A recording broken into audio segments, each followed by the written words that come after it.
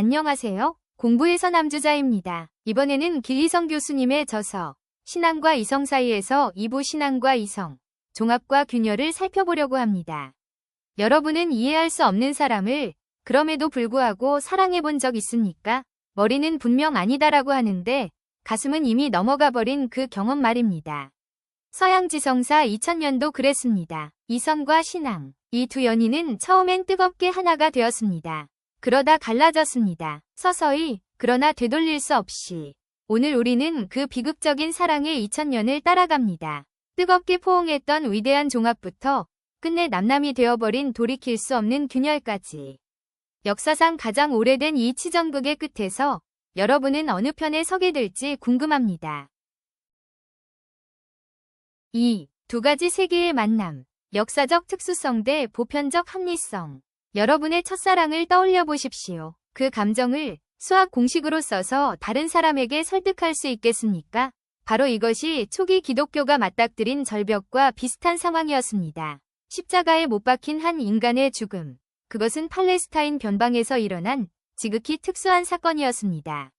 반면 그리스 철학자들은 달랐습니다. 그들이 인정하는 진리는 딱 하나. 시간도, 장소도, 문화도 초월해서 누구에게나 통하는 보편적 이성뿐이었습니다. 내가 느낀 지극히 개인적인 감동을 온 우주가 동의해야 할 법칙으로 만들어야 한다. 이 무모한 과제에 기독교는 정면으로 뛰어듭니다.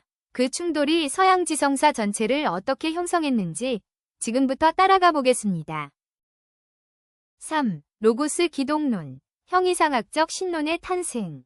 지방의 작은 사건이 세계 뉴스의 헤드라인을 장식하려면 무엇이 필요할까요? 번역입니다. 단어의 번역이 아니라 의미의 번역. 초기 기독교 사상가들은 갈릴리의 목수인 예수를 그리스 철학의 심장부 개념인 로고스로 번역합니다. 로고스는 만물을 꿰뚫는 이성적 원리로 우주가 존재하기 이전부터 있던 진리의 빛이었습니다. 이 번역이 이루어지는 순간 무언가가 결정적으로 달라집니다. 예수는 더 이상 한 시대 한 지역의 인물이 아니라 우주의 원리 자체가 됩니다. 지역의 사건이 우주의 진리가 되는 것. 이것이 신학의 출발점이었습니다. 동시에 이후 모든 갈등의 씨앗이기도 했습니다. 특수성과 보편성을 하나로 묶어야 한다는 이 원초적 긴장이 그때부터 시작된 겁니다. 4. 위대한 종합. 토마스 아퀴나스의 사상적 건축물. 물과 기름을 완벽하게 섞어낸 바텐더가 있다면 믿으시겠습니까? 13세기 토마스 아퀴나스가 그것을 해냅니다. 그가 세운 것은 하나의 웅장한 건축물이었습니다. 두 개의 육중한 돌기둥, 그것이 이성입니다. 이성은 혼자 힘으로도 자연의 진리를 파악하고 신의 존재를 증명할 수 있습니다. 그 두 기둥 위에 아치가 얹히고 아치의 정점, 가장 높은 꼭대기에 쐐기돌이 하나 놓입니다. 그것이 신앙입니다. 쐐기돌이 없으면 아치는 무너집니다. 이성이 아무리 강해도 신앙이라는 완성이 없으면 건물은 서지 못합니다. 은총은 자연을 파괴하는 것이 아니라 완성한다. 이 한 문장이 중세 천년의 지적 질서를 떠받쳤습니다. 아름다웠습니다. 그리고 너무 아름다웠기 때문에 금이 갈 때 더 아팠습니다. 5. 균열의 시작. 유명론과 종합체계의 붕괴. 댐이 무너질 때 처음에는 아무도 모릅니다. 바늘 하나 지나갈 만한 실금. 그게 전부입니다. 14세기 영국의 수사 윌리엄 오캄이 낸 균열이 바로 그것이었습니다. 그는 아퀴나스에게 맞섰습니다. 신은 절대적 자유입니다. 인간의 이성으로 신을 재단하지 마십시오. 그냥 믿으십시오. 그의 의도는 순수했습니다. 신앙을 이성의 간섭에서 지키려 한 겁니다. 하지만 결과는 정반대였습니다. 신학의 명령에 묶여있던 이성이 그 말을 듣고 벌떡 일어납니다. 알겠습니다. 저는 저대로 가겠습니다. 라고요. 신앙을 지키려던 행동이 신앙의 고립을 낳았습니다. 이성을 해방시키려 한 게 아니었는데 결과적으로 이성은 해방되었습니다. 역사는 늘 이런 식으로 위도를 배신합니다. 6. 인식론적 전회. 계시의 자리에서 과학의 시대로. 여러분에게 세상 모든 답을 담은 백과사전이 있다고 상상해 보십시오.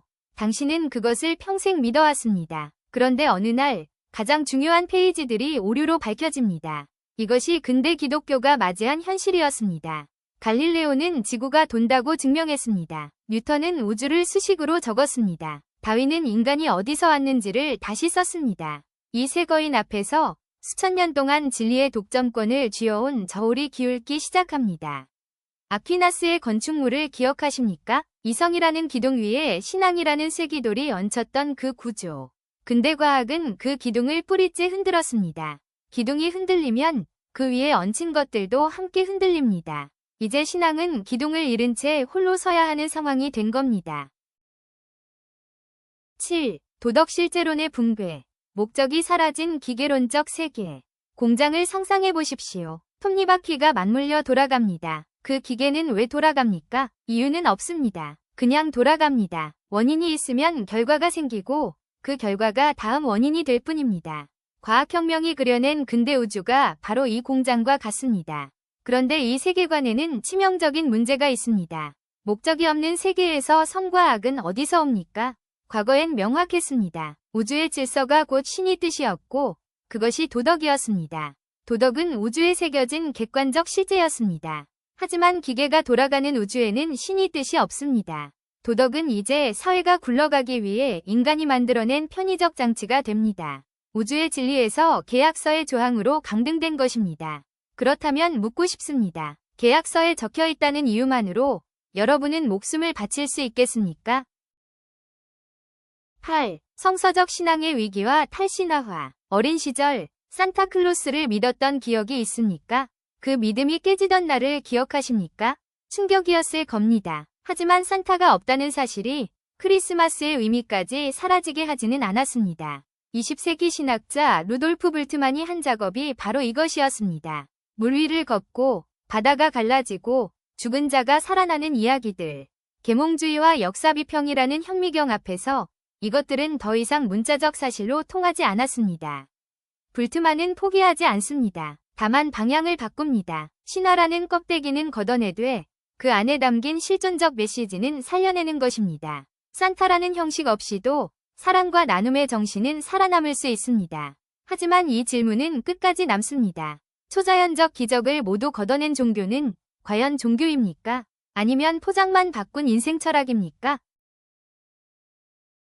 9. 스피노자와 칸트. 이성 앞에서의 종교적 선택. 벼랑 끝에 몰리면 선택이 둘로 좁혀집니다. 날개를 달거나 뛰어내리거나. 이성의 공세에 포위된 신앙 앞에 두 거인이 각자의 답을 내놓습니다. 스피노자는 신과 자연은 하나라고 말했습니다. 인격을 가진 창조주는 내려놓고 그 대신 자연 전체를 신성으로 만들겠다고 합니다. 물리법칙 자체가 신입니다. 하나님을 지키기 위해 하나님의 인격을 포기한 것입니다. 칸트는 다른 길을 택하고 다음과 같이 말했습니다. 순수한 이성으로는 신을 증명할 수 없습니다. 하지만 도덕적으로 살기 위해서는 신이 필요합니다. 이는 신앙을 인식의 영역에서 끌어내려 실천의 영역에 세워두는 것입니다. 신학이 아니라 윤리학의 토대로서의 신. 두 사람 모두 종교를 살리기 위해 종교를 변형시켰습니다. 이것은 진화입니까? 항복입니까? 그 답이 오늘날 우리가 종교를 어떻게 보느냐를 결정합니다. 10. 절대성의 해체. 다원화된 현대사회의 도전. 오늘날 대형 서점의 종교 코너를 가보십시오. 기독교, 불교, 이슬람, 뉴에이지, 자기계발 모두 나란히 꽂혀 있습니다. 예전에 기독교는 그 서가 전체였습니다. 지금은 그중 한 칸입니다. 포스트모더니즘은 하나의 절대적 진리라는 개념 자체를 해체했습니다. 세상은 수백 가지 라이프 스타일이 경쟁하는 거대한 뷔페가 되었습니다. 신앙은 더 이상 모두가 고개를 끄덕이는 보편적 진리가 아닙니다. 당신이 선택한 취향 중 하나가 되었습니다. 여기서 가장 무서운 것은 박해가 아닙니다. 무관심입니다. 당신의 믿음은 존중하지만 저는 그냥 다른 것을 선택하겠다는 그 한마디. 칼보다 더 날카롭습니다. 11. 신앙과 이성의 3단계 진화 모델. 위대한 제국은 외부의 적이 아니라 내부의 모순으로 무너진다고 합니다. 오늘 우리가 목격한 것이 바로 그것이었습니다. 이성과 신앙이 하나였던 고대와 중세의 종합. 과학이라는 칼날 앞에 두 세계가 쪼개진 근대의 균열. 진리 자체가 파편화된 현대의 해체. 그런데 이것은 단순히 종교의 쇠퇴에 관한 이야기가 아닙니다. 의미의 이야기입니다. 우주의 목적이 있는가? 도덕은 실제하는가? 인간의 삶은 기계 이상의 무언가인가? 이 질문들이 2000년 동안 이성과 신앙이 싸우고 화해하고 다시 갈라진 이유였습니다. 그 싸움은 지금도 끝나지 않았습니다. 무대만 바뀌었을 뿐입니다. 이제 그 무대는 교회도 철학 강의실도 아닙니다. 여러분 자신의 내면입니다. 이번 영상은 여기까지입니다. 시청해주셔서 감사합니다.